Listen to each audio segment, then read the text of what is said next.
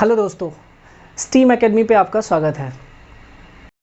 ध्यान दीजिए, हम लोग 21 नंबर क्वेश्चन को देखते हैं। उसमें कह रहा है कि विच of the following is a non linear circuit parameter. तो जो ऑप्शन गिवन है या ऑप्शन जो दिया हुआ है उन सारे ऑप्शन में बोल रहा है कि इसमें से कौन सा नॉन लीनियर पैरामीटर है। तो पहला ऑप्शन है आपका inductance, condenser, wire bond resistor, D transistor. देखिए चारों में अगर आप बात करेंगे तो इस चारों में से आपका इंडक्टर या कंडेंसर आप कैपेसिटर को भी बोलते हैं। तो इंडक्टर हो या कैपेसिटर हो या फिर आपका ट्रांजिस्टर, ये सब आपका क्या है जो लीनियर पैरामीटर है। तो यहाँ पे आंसर आपका हो जाएगा क्या, C, wire bond resistor. Wire bond resistor आपका क्या होगा, नॉन लीनियर होता है। देखिए ध्यान दीजिएगा, मैं आपको एक ब्रीफ छोटा सा लेक्चर में मैं आपको समझा दूंगा कि लीनियर क्या होता है, नॉन लीनियर क्या होता है, लम्प्ड क्या होगा, पैसिव एलिमेंट किसको बोलेंगे, या डिस्ट्रीब्यूटेड पैरामीटर्स कहते हैं वो, या डिस्ट्रीब्यूटेड एलिमेंट जो होता है वो किसको बोलते हैं। इन सबको मैं एक बार आपको एक छोटे से लेक्चर में मैं आपको एक्सप्लेन कर दूंगा, या होप सो आपने पढ़ा होगा ऑलरेडी, ऐसा नहीं है कि नहीं पढ़ा होगा। ठीक है, चलिए नेक्स्ट क्वेश्चन 22 नंबर में कहता है कि एक कैपेसिटर इज जनरली, कैपेसिटर आपका जनरली क्या होता है। Option A bilateral and active component, bilateral and active component. B है active passive linear and non linear component. C है linear and bilateral component. D है non linear and active component. ठीक है, तो देखिए आपका जो कैपेसिटर है वो एक्टिव तो है, ग्लोबली एक्टिव आप उसको बोल सकते हैं। ठीक है, जस्ट लाइक बैटरी जैसा ट्रीट करता है अगर वो फुली चार्ज रहे तो हालांकि इसको जो है लोकली एक्टिव बोलते हैं। ग्लोबली अगर बात करेंगे तो वह हमारा क्या होता है, पैसिव एलिमेंट हो जाता है। बताएंगे आपको ग्लोबली क्या होता है, या कह सकते हैं या लोकली क्या होता है। कैपेसिटर को भी आप हालांकि ट्रीट कर सकते हैं एक्टिव एलिमेंट के लिए, लेकिन अगर ग्लोबली बात करते हैं तो वो हमारा एक्टिव एलिमेंट ना होके वो पैसिव एलिमेंट होता है। तो ऑप्शन ए भी क्या हो जाएगा, गलत हो जाएगा। ठीक, एक्टिव एलिमेंट पैसिव एलिमेंट, अब एक्टिव है तो पैसिव नहीं हो सकता, पैसिव है तो एक्टिव नहीं हो सकता, तो 22 का बी भी गलत हो। अब आता है सी, लीनियर एंड बायलेटरल कंपोनेंट। 22 का आपका तो आंसर आपका 22 का सी हो जाएगा। जो आपका कैपेसिटर है वह लीनियर है और बायलेटरल कंपोनेंट है। क्लियर है आपको बताएंगे हम कैपेसिटर के बारे में भी बताऊंगा मैं आपको कि हाँ उसको मतलब एक्टिव बोलते हैं। हालांकि देखिए कैपेसिटर को पैसिव ही कंसीडर किया जाता है, लेकिन कैपेसिटर जब आपका फुल्ली चार्ज होता है तो उस टाइम में क्या है, जस्ट लाइक ए सोर्स के जैसा वो काम कर सकता है कुछ देर के लिए। तो इसलिए मतलब फ्रैक्शन कुछ समय के लिए बोला जाता है, इसलिए कैपेसिटर को लोकली एक्टिव कह सकते हैं, लोकली एक्टिव एलिमेंट कहा जाता है। लेकिन ग्लोबली बात करा जाए कि मतलब पूर्णतः रूप से, तो वह हमारा पैसिव एलिमेंट के जैसा ही ट्रीट किया जाता है। समझे। चलिए 23 नंबर है, एक स्टेटमेंट दिया हुआ है, उस स्टेटमेंट के हिसाब से आपको बताना है कि कौन सा थ्योरम का है। ठीक, in any network containing more than one source of a EMF, the current in any branch is the algebraic sum of a number of individual fictitious current, the number being equal to the number of a source of EMF, each of which is due to separate action of each source of EMF taken in order. When the remaining source of EMF are replaced by conductor, the resistances of which are equal to the internal resistance of a respective element. The above statement is associated with, तो ऊपर का जितना सारा है statement वह किससे जुड़ा हुआ या किससे संबंधित है बोला था। पहला है आपका ऑप्शन ए थेवेनिन्स थ्योरम, दूसरा है Norton's theorem, C superposition theorem, और D none of the above. देखिए ये जो है सुपरपोजिशन थ्योरम का स्टेटमेंट है। अब एक बार आप स्टेटमेंट जो भी थ्योरम्स है उसके बारे में आप जाके पढ़ लीजिएगा। ठीक है, क्लियर हो जाएगा। नेक्स्ट क्वेश्चन कहता है in a delta network each element has value R, the value of each element in equivalent star network will be. ठीक है, तो मतलब एक डेल्टा एलिमेंट है, हर एक का वैल्यू आर है, तो उसी को अगर आप स्टार में कन्वर्ट करोगे तो वैल्यू आपका क्या हो जाएगा। ऑप्शन ए है R/6, R/4 और R/2 और R/3। ध्यान दीजिएगा, मैं आपको यहाँ पे बताता हूँ एक चीज़ और उसको आप इजीली समझ सकते हो। देखिए मान लेते हैं कि ये हमारा डेल्टा है और ये हमारा क्या है, स्टार है। अब ये डेल्टा कहने का मतलब है ये आपका आर है, ये आपका आर है, ये आपका आर है। तो हमारा डेल्टा में जब आप कन्वर्ट करोगे तो हमारा वैल्यू क्या हो जाएगा। ध्यान दीजिएगा, जब कभी आपको इसके लिए फॉर्मूला है आपका डेल्टा इक्वल टू 3 स्टार। ध्यान दीजिएगा, ये इसको याद रखिएगा आप, इससे सारा आपका जो भी होगा रिलेटेड टू वो स्टार डेल्टा आपका सॉल्यूशन लगभग हो जाएगा। ये तब के लिए है जबकि रेसिस्टेंस का वैल्यू आपका क्या है, सेम दिया होगा। क्लियर। रेसिस्टेंस का वैल्यू सेम दिया होगा, सिर्फ उसके लिए फॉर्मूला होगा कि अगर डेल्टा को कन्वर्ट करना होगा स्टार में तो डेल्टा इक्वल टू क्या हो जाएगा 3 इंटू स्टार। अब इसी में स्टार दिया रहेगा, आपको बोलेगा कन्वर्ट करने के लिए, तो आप क्या करोगे डेल्टा बाई 3। अब समझिएगा कि यहाँ पे क्या क्वेश्चन क्या बोल रहा था आपका, उस पर ध्यान दीजिए। ठीक है, क्वेश्चन क्या कर रहा था उस पर ध्यान दीजिए। देखिए क्वेश्चन कह रहा था कि आपके पास डेल्टा में दिया हुआ वैल्यू, ठीक है, in delta network each element has value R, सारा एलिमेंट जो है डेल्टा नेटवर्क में उसका वैल्यू आर है, और पूछ रहा है आपका क्या स्टार का क्या होगा। तो आप यहाँ पे क्या करेंगे, ये जो फार्मूला दिया हुआ है इसमें से आप क्या करेंगे, यहाँ आर रख दीजिए, यहाँ 3 स्टार रख दीजिए। देखिए स्टार आपका पूछ रहा है क्या हो जाएगा R/3। तो इस हिसाब से आपके ऑप्शन क्या हो जाएंगे, ऑप्शन डी, ऑप्शन क्या हो जाएगा, ऑप्शन डी। नेक्स्ट क्वेश्चन पे ध्यान दीजिएगा। Kirchhoff's law is applicable to, Kirchhoff's law है जो वह किसके लिए अप्लीकेबल होगा। ऑप्शन ए आपका है पैसिव एलिमेंट, या फिर ऑप्शन बी है आपका एसी सर्किट ओनली, फिर है सी आपका सी है डीसी सर्किट ओनली, और डी है both AC as well as DC. तो देखिए चाहे एसी हो या चाहे डीसी हो, हर एक चीज़ में आपका किरचॉफ्स करंट लॉ अवेलेबल होगा। ऐसा नहीं है कि सिर्फ पैसिव एलिमेंट में होगा या सिर्फ एसी में होगा या सिर्फ डीसी में होगा, ऐसा नहीं है, हर एक में एसी डीसी सब में हमारा क्या होगा, किरचॉफ्स लॉ अप्लीकेबल होगा। 26 क्वेश्चन नंबर पे ध्यान दीजिए। Kirchhoff's law is not applicable to circuit with, Kirchhoff's law जो होगा किसके लिए अप्लीकेबल नहीं होगा, ये पूछा जाता है। ठीक है, तो ध्यान दीजिएगा। ऑप्शन ए है लम्प्ड पैरामीटर, बी पैसिव पर एलिमेंट, डी डिस्ट्रीब्यूटेड पैरामीटर, और डी है आपका नॉन लीनियर रेसिस्टेंसेस। देखिए इसका आंसर जो है आपका क्या हो जाएगा, डिस्ट्रीब्यूटेड पैरामीटर। देखिए डिस्ट्रीब्यूटेड पैरामीटर में आप कह सकते हैं जनरली अगर आप समझते हैं इस बात को, अगर आपको पता होगा कि डिस्ट्रीब्यूटेड पैरामीटर क्या हो सकता है, तो उस बेस पे हम लोग बात कर सकते हैं कि डिस्ट्रीब्यूटेड पैरामीटर हम लोग किसको बोलते हैं, वैसा एलिमेंट कह सकते हैं जिसमें कि हम कैपेसिटर हो चाहे आपका इंडक्टर हो, इंडक्टर हो चाहे कैपेसिटर हो या रेसिस्टर, उसको अलग नहीं कर सकते हैं। जैसे कि आपका ट्रांसमिशन लाइन हो गया या डिस्ट्रीब्यूशन लाइन हो गया, उन सब, या घर में जो वायर रहता है आपका, उसमें सब में आपका रेसिस्टर भी रहेगा, कैपेसिटर भी रहेगा, लेकिन उसको आप क्या कर सकते हो, अलग नहीं कर सकते हो। तो वैसे एलिमेंट को या वैसे सर्किट को हम लोग क्या बोलते हैं, डिस्ट्रीब्यूटेड एलिमेंट या डिस्ट्रीब्यूटेड पैरामीटर या डिस्ट्रीब्यूटेड सर्किट। तो इसमें हमारा किरचॉफ्स लॉ एप्लीकेबल नहीं होगा। क्लियर है, तो आंसर 26 का क्या हो जाएगा आपका, ऑप्शन सी डिस्ट्रीब्यूटेड पैरामीटर। 27 पे आते हैं हम लोग। 27 में क्वेश्चन कह रहा है आपका कि Kirchhoff's voltage law applies to circuit, Kirchhoff's voltage law होगा वह किस सर्किट के लिए अप्लाइड होगा। देखिए यहाँ पे नॉन लीनियर लिखा है तो नॉन लीनियर के लिए अप्लाई होगा, लेकिन ये जो सिर्फ ओनली कर देता है तो इसका मतलब नहीं है कि सिर्फ उसी के लिए होगा, ये और भी दूसरे के लिए हो सकता है। तो चलिए ऑप्शन पे हम लोग ध्यान देते हैं। ऑप्शन में आपका कह रहा है पहला कि non linear elements only, B है linear elements only, C linear non linear active and passive elements, उसके बाद डी है linear non linear active passive time varying as well as time variant element. तो देखिए ऑप्शन इसका क्या हो जाएगा, डी, ये सब के लिए अप्लीकेबल है, लीनियर के लिए भी अप्लीकेबल है, नॉन लीनियर के लिए भी है, एक्टिव एलिमेंट के लिए, पैसिव एलिमेंट के लिए भी है, time varying as well as time invariant element के लिए भी यह अप्लीकेबल है। नेक्स्ट क्वेश्चन ध्यान दीजिए कि पूछा हुआ आपका कि रेसिस्टेंस एल एम, रेसिस्टेंस जो है एल एम विल बी, कहने का ये मतलब हुआ कि ये जो है आपका इसके क्रॉस का रेसिस्टेंस हमको पूछ रहा है, बस ध्यान से देखते जाइएगा। देखिए ये यहाँ पे जो है 20 ओम और 20 ओम, ये दोनों तो आपस में क्या हो जाएगा, पैरेलल, और उसके साथ ये भी हमारा क्या होगा, पैरेलल में हो जाएगा। बोलिए होगा कि नहीं होगा।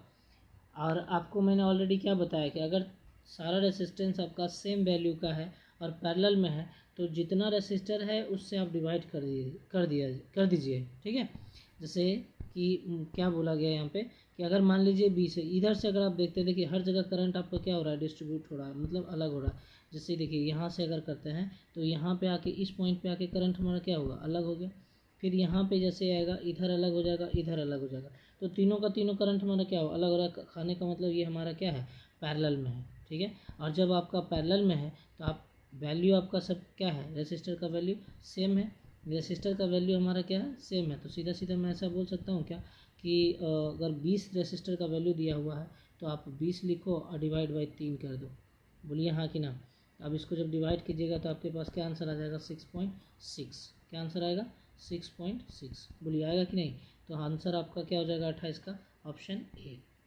ठीक है, आंसर क्या हो जाएगा ऑप्शन ए हो जाएगा 6.6। चलिए नेक्स्ट हम लोग बात करते हैं और high efficiency of a transformer of a power internal resistance of a source should be. आपको ऑलरेडी मैंने क्या बताया नहीं है या आप थ्योरम में पढ़े होंगे। ठीक है, मैंने अभी थ्योरम नहीं बताया आपको बट बता दूंगा। तो थ्योरम में ऑलरेडी आपने पढ़ा होगा कि जो ट्रांसफार्मर में इंटरनल रेसिस्टेंस होता है और सोर्स रेसिस्टेंस दिया हुआ है अगर, तो हाई इफिशियंसी के लिए, तो अब देखिए हाई इफिशियंसी हम लोग पढ़े होंगे अगर, तो मैक्सिमम पावर ट्रांसफ़र थ्योरम में पढ़े होंगे। ठीक है, जब मैक्सिमम पावर ट्रांसफ़र थ्योरम की बात हम लोग कर रहे थे तो वहाँ पे आपको बताया गया था कि जब कभी आप मैक्सिमम पावर ट्रांसफ़र थ्योरम में जो सोर्स रेसिस्टेंस होता है वह हमारा मैक्सिमम पावर ट्रांसफ़र के लिए इक्वल होना चाहिए किसका? इंटरनल रेसिस्टेंस के बराबर होना चाहिए या इंटरनल रेसिस्टेंस के इक्वल होना चाहिए, यही बोला जाता है। लेकिन यहाँ पे बात यहाँ क्या कर रहा है, हायर इफिशियंसी के लिए। ठीक है, कि for higher efficiency of a transformer of power internal resistance हमारा क्या होता है, तो कहा जाता है less than the load resistance. जब आप डेरिवेशन किए होंगे और मैक्सिमम पावर ट्रांसफर में, तो वहाँ पे आपको बताया गया होगा कि हाँ हमारा जो रेसिस्टेंस होगा वह कम होगा। ठीक, देखिए यहाँ पे आप इसको आराम से समझ सकते हैं। ऑप्शन ए है equal to the load resistance, option B less than the load resistance, C more than the load resistance, D none of the above. Answer क्या हो जाएगा आपका बी। ठीक है, आंसर क्या होगा B, less than the load resistance. Next है 30 number question है efficiency of power transfer when maximum transfer of power occurs.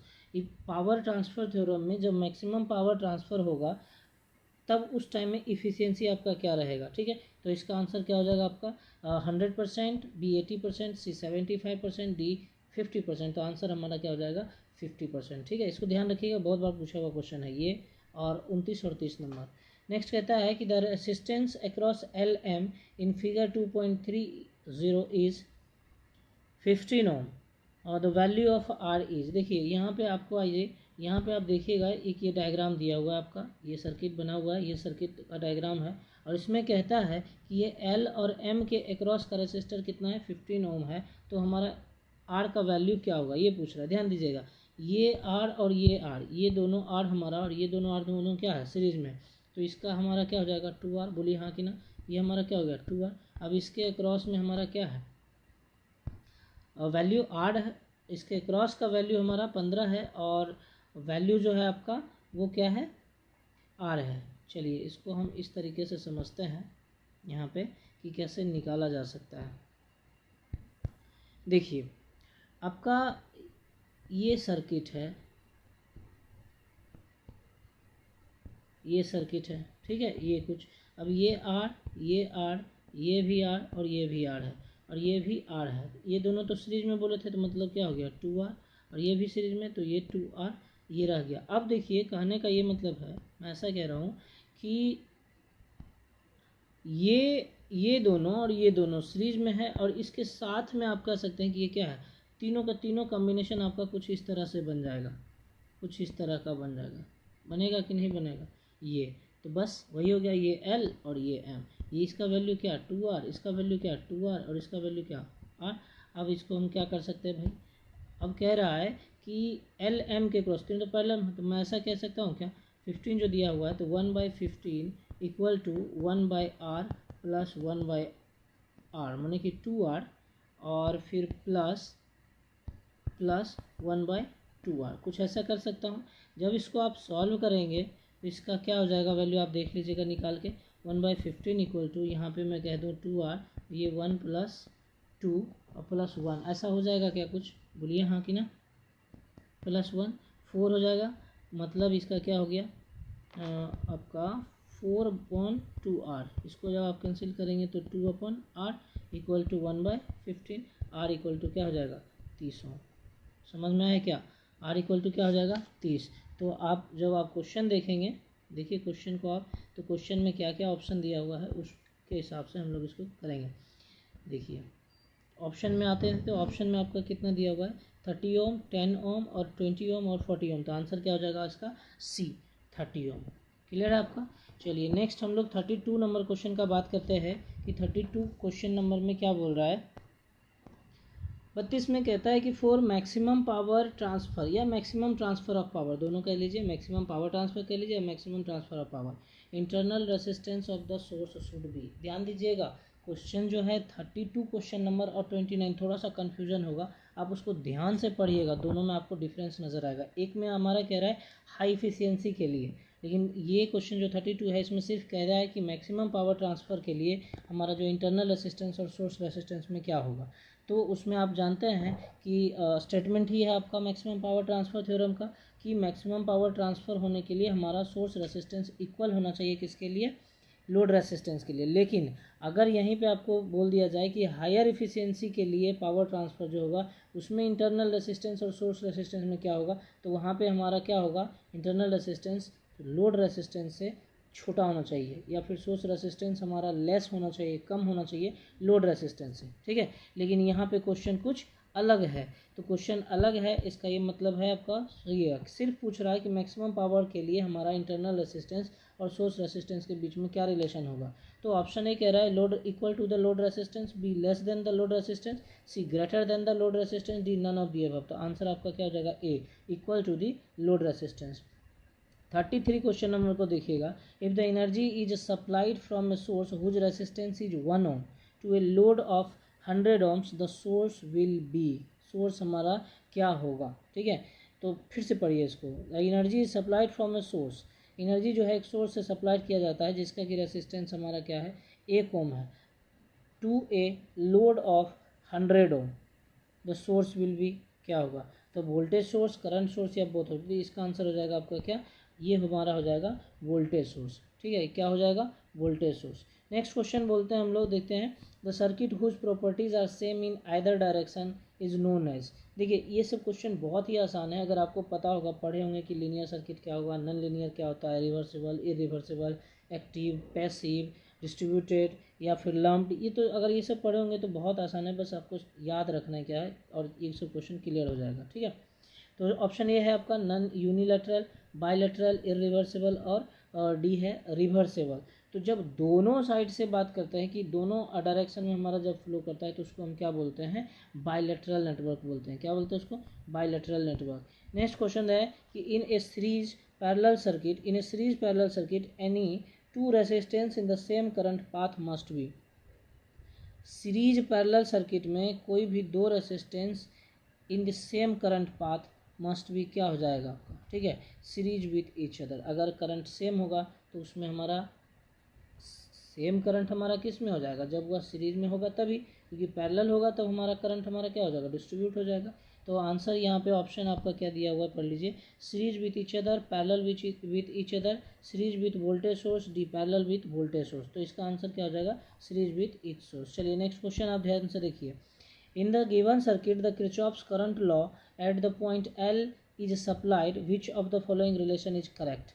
अब यहाँ पे कुछ रिलेशन दिया हुआ है, उस रिलेशन के हिसाब से हमारा पूछ रहा है कि कौन सा करेक्ट है। पहले हम यहाँ से निकाल लेते हैं कि रिलेशन क्या हो सकता है, ठीक है। देखिए इसको आप अगर इस तरीके से देखते हैं कि ये हमारा एल है, ठीक है, अब ये पॉइंट हमारा एल है, अब यहाँ से क्या है, I3 निकल रहा है, I1 इंटर कर रहा है और I2 बाहर हो रहा है। कहने का ये मतलब है कि यहाँ पर सीधा सीधा मैं ऐसा बोल सकता हूँ कि I1 equal to I2 plus I3, बोलो होगा कि नहीं, I1 बराबर क्या होगा, I2 प्लस I3। चलिए आगे देखते हैं हम लोग इसमें कि अगर I1 equal to I2 plus I3 हो जाएगा तो यहाँ से आप मिला दीजिए option, I1 equal to I2 plus I3 अगर है तो आप इसको क्या लिख सकते हो, इसको आप ध्यान से देखिए, ऑप्शन को रीड कीजिए और ऑप्शन से आप करने का कोशिश कीजिए, मैं आपको तुरंत बता देता हूँ। देखिए I1 प्लस I2 की बात अगर करा जाए, देखिए I1 इक्वल टू क्या आया था आपका, I2 प्लस I3, ठीक है, I2 प्लस I3, तो इसी को आप क्या लिख सकते हो, I1 माइनस इधर कर लो आप I2 plus I3 equal to क्या हो जाएगा, 0। तो ऑप्शन ए आपका क्या हो जाएगा, यहाँ पे करेक्ट हो जाएगा, ठीक है, ऑप्शन ए क्या हो जाएगा, करेक्ट हो जाएगा। नेक्स्ट क्वेश्चन हम लोग देखते हैं 37 number, if A circuit does not contain any source of energy EMF, it is known है। ध्यान दीजिए, तो कोई सा कह रहा है कि कोई सा सर्किट है अगर उसमें कोई भी ईएमएफ नहीं है या कोई भी सोर्स एनर्जी नहीं है तो वह क्या कहलाता है, तो पैसिव एलिमेंट हो जाएगा। ठीक, तो ऑप्शन ए आपका क्या है, यूनिलैटरल, बायलैटरल, पैसिव नेटवर्क, और ऑप्शन डी एक्टिव नेटवर्क। तो क्या हो जाएगा, अगर कोई भी सोर्स आपके पास नहीं है तो हमारा वह क्या हो जाएगा, पैसिव नेटवर्क। ठीक है, तो आंसर आपका हो जाएगा C, passive network. Next question 38 question है, कहता है कि resistance between A and B क्या होगा। ये जो है आपका ए है और ये बी है, इसके बीच में क्या होगा। अब ध्यान दीजिएगा कि आप तो पहले डेल्टा स्टार कन्वर्जन आपको ध्यान में रखना होगा कि डेल्टा और स्टार को अगर कन्वर्ट करना होगा तो क्या करना होगा। ठीक है, अब उसका फार्मूला लिख लीजिएगा तो आसान होगा आपको समझने में और याद करने में भी। ठीक है, तो वो अगर आप कर सकते हैं, डेल्टा को स्टार में करना है या स्टार को डेल्टा में करना है, तो फिर आप इजीली इस चीज़ को कर सकते हो। ध्यान दीजिए, ये मान लीजिए, इसको मैं बता देता हूँ, आप ध्यान रखिएगा, फार्मूला याद रखिएगा आप। ठीक है, अगर मान लीजिए कि स्टार में दिया हुआ, ठीक, ये अगर स्टार में है R1 R3 R2, तो इसको अगर आपको बोले कि डेल्टा में बदलना है तो कैसे बदल सकते हैं इसको आप डेल्टा में। देखिए, अगर इसको डेल्टा में बदलना होगा तो आपको क्या करना पड़ेगा, ये कुछ ऐसा लेना पड़ेगा आपको, यहाँ से ऐसे कुछ होगा। तो अब देखिए, ये एक डेल्टा का बन जाएगा, ये एक डेल्टा बनेगा और ये एक डेल्टा बनेगा। ठीक है, तो जब हम इसका बात करेंगे तो इसके लिए फार्मूला हमारा क्या हो जाएगा, ध्यान दीजिएगा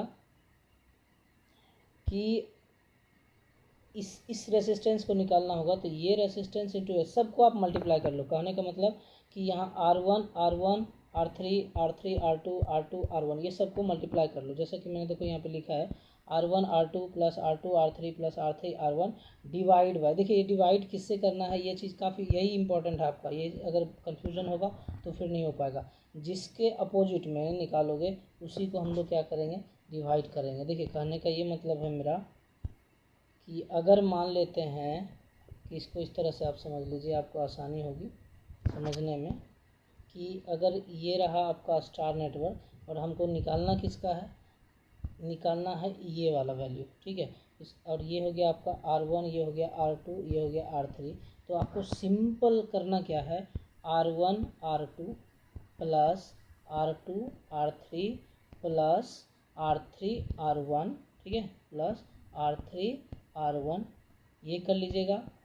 ठीक, ये हो गया, और डिवाइड कर देना है आपको किससे, आप इसको डिवाइड कर दीजिए किससे, उसके अपोजिट से, मतलब ये यहाँ से ये वाला जो रेसिस्टेंस होगा उससे डिवाइड कर देना, इससे डिवाइड कर देना। ठीक, इससे हम क्या करेंगे, डिवाइड कर देंगे। ये हो गया हमारा, ये एक ब्रांच निकल गया डेल्टा का। अब दूसरे के लिए अगर कहा जाए तो दूसरे के लिए क्या करोगे, देखिए अब मैं बात करूँ इसका बात कर रहा हूँ। ठीक है, अब अगर उसका आपको निकालने के लिए बोला जाए तो आप क्या कर सकते हो, सेम चीज़, कोई चेंजेस नहीं करना है, बस डिवाइड करना है किससे, R1 से। ऊपर का जो भी रहेगा एज इट इज़ सेम रहेगा, R1 R2 R2 R3 R3 R1, और डिवाइड सिर्फ किससे करना है, उसके अपोजिट कॉर्नर से। मतलब ये अगर निकाल रहे हो आप, अगर इसको निकाल रहे हो तो इससे डिवाइड करो R1 से। अब यही चीज़ अगर इससे निकालना होगा तो हम क्या करेंगे, इससे डिवाइड करेंगे। समझ में आया क्या। ये तो हो गया किसका, जब आप स्टार को डेल्टा में कन्वर्ट कर रहे थे तब। ठीक है, अब हम लोग बात करते हैं कि डेल्टा को अगर स्टार में कन्वर्ट करना होगा तब हम क्या करेंगे। देखिए, डेल्टा को अगर स्टार में कन्वर्ट करेंगे तब हमको करना क्या है, पहले तो आप एक डायग्राम बना लीजिए डेल्टा का कि डेल्टा कैसा होगा। ठीक है, तो हम एक ऐसा कहते हैं कि ये डेल्टा है। ठीक, अब इसमें हमको क्या है, स्टार में कन्वर्ट करना है। तो बताओ, इसके अंदर अगर मैं बोलूँ तो ये कुछ इस तरह से स्टार बन जाएगा, क्या बनेगा। तो अब यहाँ पे क्या करना है, देखो कि अगर डेल्टा को स्टार में कन्वर्ट करना है तब आपको क्या करना पड़ेगा, जो जिसके अंदर का आपको करना है उसको आप मल्टीप्लाई कर लोगे। क्या करोगे, उसको मल्टीप्लाई करोगे, बाकी सबको क्या करोगे, जोड़ कर डिवाइड कर दोगे। कहने का ये मतलब हुआ कि अगर मान लीजिए कि ये R1 है, ये R2 है, ये R3 है, और इसको कन्वर्ट करना, तो अगर ये ब्रांच निकालना है आपको तो आपको क्या करना पड़ेगा, R1 R2 divide by R1 plus R2 plus R3। ठीक है, ये हो गया। अब इसी में अगर बात किया जाए कि आपको ये ब्रांच निकालना है तो इसका फार्मूला क्या हो जाएगा, R2 R3 कर लीजिए आप, तो खुद से कर भी सकते हैं, पढ़ा हुआ है ऐसा नहीं कि नहीं, R2 R3 upon R1 plus R2 plus R3। ये हो जाएगा आपका। सिमिलरली आप निकाल लीजिएगा उसका भी, ठीक है। तो इस तरह से आप क्या कर सकते हैं, डेल्टा स्टार को कन्वर्ट कर सकते हैं। अब देखिए इस क्वेश्चन को अगर आपको बोला जाए तो आप क्या कर सकते हो यहाँ पे। देखिए इस क्वेश्चन के लिए आप सिमिलर, आसान भाषा में अगर बोला जाए तो जो अंदर में दिया हुआ है वो हमारा क्या है, स्टार कनेक्शन है, और बाहर आपका क्या है, डेल्टा कनेक्शन। तो हम ऐसा कह सकते हैं क्या कि ये जो आपका है सर्किट है, हाँ ये आपका और ये आपका और ये आपका डेल्टा में है, इसके अंदर क्या है, स्टार में। तो स्टार को हम डेल्टा में कन्वर्ट कर देंगे क्या, बोलिए। अगर स्टार को डेल्टा में कन्वर्ट करते हैं तो क्या होता है, कहने का ये मतलब है कि ये आपका इस प्रकार से दिया है, ये 8 है, ये 8 है और ये 8 है। इसको अगर आप डेल्टा में कन्वर्ट कर दीजिएगा तो हमारा क्या हो जाएगा, यहाँ पे ये 8 के साथ मतलब सर्किट कुछ ऐसा बन जाएगा। देखिए सर्किट कुछ कैसा बन जाएगा, ऐसा बन जाएगा। इसको बना के बताना पड़ेगा आपको। देखिए कुछ इस तरह से आप समझिए, ठीक है। पहले तो आप एक काम कीजिए कि इसको आप कन्वर्ट कीजिए। जब आप इसको कन्वर्ट कर लेंगे, कन्वर्ट कीजिएगा, कन्वर्ट करके आपका कुछ रेसिस्टेंस का वैल्यू आएगा, ठीक है। जब रेसिस्टेंस का वैल्यू आ जाएगा आपका, तो उसका वैल्यू लगभग 24 के आसपास आएगा आपका, ठीक है। लगभग क्या आएगा, 24 के आसपास में। तो इसको करिएगा आप, ठीक। ये मैं आपके लिए छोड़ रहा हूँ, मैं आपको बस स्टेप बता दे रहा हूँ, आप करिएगा। नहीं होगा तो बताइएगा, फिर मैं दोबारा उसको कर दूँगा आपको, ठीक ना। तो देखिए इसको अगर आप कन्वर्ट करेंगे तो आपका सर्किट क्या बन जाएगा, कुछ ऐसा सर्किट बन जाएगा, ठीक है। ये कुछ ऐसा बन जाएगा, ये कुछ ऐसा बन जाएगा और ये कुछ ऐसा बन जाएगा, जिसमें से कि कह लीजिए कि इसका वैल्यू कितना है 8, इसका वैल्यू कितना है 8 और इसका वैल्यू कितना है 8। कितना कितना वैल्यू है, 8 वैल्यू है, समझ रहा बात को। और उसके बाद आप इसका वैल्यू भी कुछ निकलेगा, निकाल लीजिएगा। मैं अभी कैलकुलेशन नहीं कर रहा उसका, ठीक है।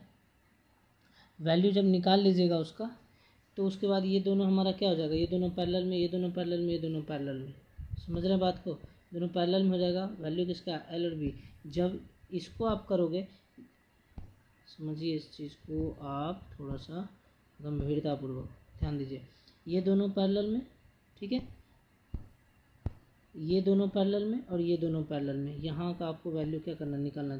फिर ये जब आप इसको पैरेलल का सॉल्यूशन निकालोगे, इसका सॉल्यूशन निकालोगे, तो ये दोनों हमारा क्या हो जाएगा, सीरीज में, और उसके साथ ये दोनों हमारा क्या हो जाएगा, पैरेलल में। तो जब आप इसको सॉल्व कीजिएगा तो सॉल्व करने के बाद आपका आंसर कितना आएगा, ए आएगा 4 ओम। कितना आ जाएगा आपका आंसर, ए 4 ओम। क्लियर है, आंसर आ जाएगा आपका 4 ओम। चलिए नेक्स्ट क्वेश्चन है 39 नंबर क्वेश्चन कहता है द सर्किट पैरामीटर में बी। सर्किट पैरामीटर क्या हो सकता है, active, passive, linear, non linear. तो which of the following is valid for gas diode. Gas diode के लिए पूछ रहा है कौन सा वैलिड है, ठीक है। देखिए गैस डायोड के लिए हमारा सर्किट जो है एक्टिव होना चाहिए और नॉन लीनियर होना चाहिए, ठीक। तो आप ऑप्शन में से देखिए 1 और 2 है, एक्टिव और पैसिव बिल्कुल नहीं। बी है 1 और 4, ठीक है, एक्टिव एंड नॉन लीनियर, बिल्कुल वही सही है आपका। तब कि गैस के लिए, गैस डायोड के लिए हमारा सर्किट एलिमेंट जो है कैसा होना चाहिए, एक्टिव और नॉन लीनियर। नेक्स्ट क्वेश्चन हम लोग बात करते हैं 40 question number, which of the following is linear and bilateral. कौन सा सर्किट है जो कि लीनियर है लेकिन बायलेटरल, तो सिंपल होगा क्या, रेसिस्टर, ठीक है। तो ऑप्शन ए आपका क्या है, resistor, B semiconductor diode, C हो गया इलेक्ट्रॉन ट्यूब्स और डी ट्रांजिस्टर। तो ऑप्शन ए हो जाएगा आपका क्या, रेसिस्टर। इसका आंसर क्या होगा, रेसिस्टर।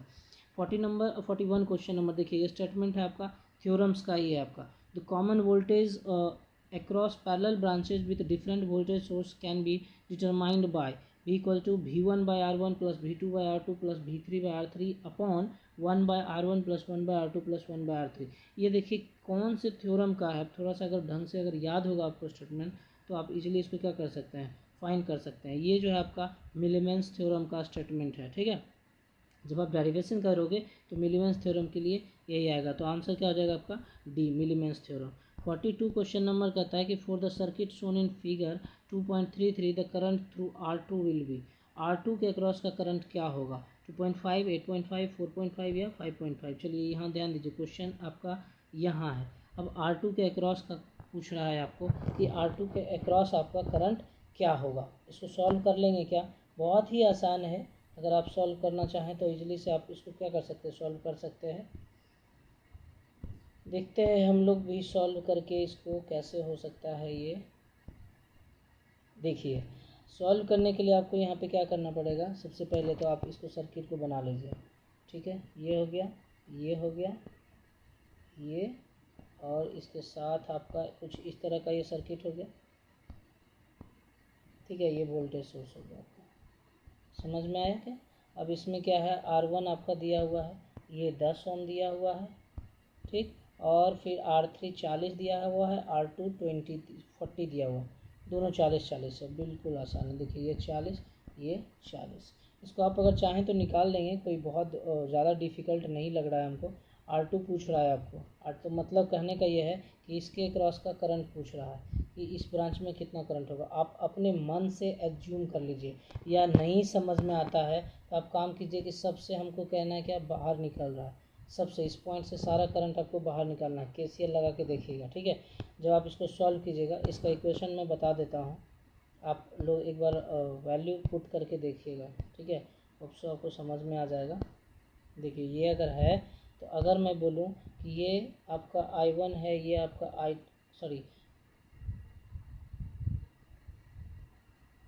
आप इसको ऐसे कहिए कि पहले तो यहाँ पे देख लीजिए कि R1 कौन सा है। देखिए, R1 R2 R3 यहाँ दिया हुआ है। ठीक है, तो अब इसको आप उसी हिसाब से मान लीजिए, ये I1 और ये बोल दीजिए आप I2 और ये बोल दीजिए आप I3। अगर आप यहाँ पे करंट की बात करते हो तो यहाँ पे क्या हो जाएगा, I1 प्लस I2 अब प्लस I3, बोलो हाँ कि ना, प्लस I3 इक्वल टू 0। ये हो गया हमारा क्या, KCL।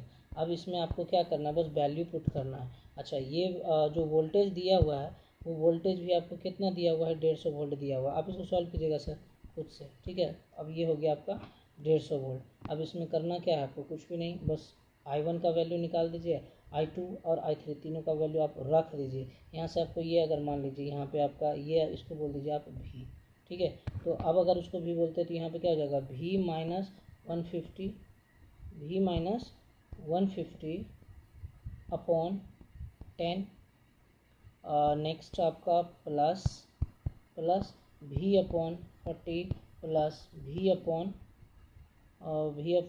40, यही हो गया, इक्वल टू आपका 0। यहाँ से आपका क्या वैल्यू निकल जाएगा, इसको जब आप सॉल्व करेंगे, इसको जब आप सॉल्व कर लीजिएगा यहाँ पे इक्वल टू 0। हाँ, देखिए, करिए, सॉल्यूशन कीजिएगा तभी आपको समझ में आएगा। ये इक्वल टू 0 है। यहाँ से आपको क्या होगा, V का वैल्यू निकलेगा, जो भी V का वैल्यू निकलेगा उसको क्या कीजिएगा, क्वेश्चन में पूछ रहा है आपको V/40, मतलब I2 क्या होगा, I2 हमारा क्या होगा, V/40। जो भी V आएगा उसको आप 40 से डिवाइड कर लीजिएगा। ठीक है, 40 से डिवाइड कर लीजिएगा तो आपका ऑप्शन आ जाएगा। देखिए, ठीक है, जो भी आंसर आएगा वही आपका आंसर होगा। तो इसका आंसर आपको आएगा कितना, 2.5। आप जो है कैलकुलेट कीजिएगा, उसका आंसर कितना आ जाएगा, 2.5 एम्पियर। ठीक है, चलिए, ये था आपका। आज हम लोग इतना तक ही रखेंगे, फिर हम लोग नेक्स्ट क्वेश्चन देखेंगे। हाँ, नेक्स्ट क्लास में देखेंगे बाकी बचा हुआ क्वेश्चन को। ठीक ना, चलिए, thank you for attending the class और वॉचिंग द स्टीम एकेडमी।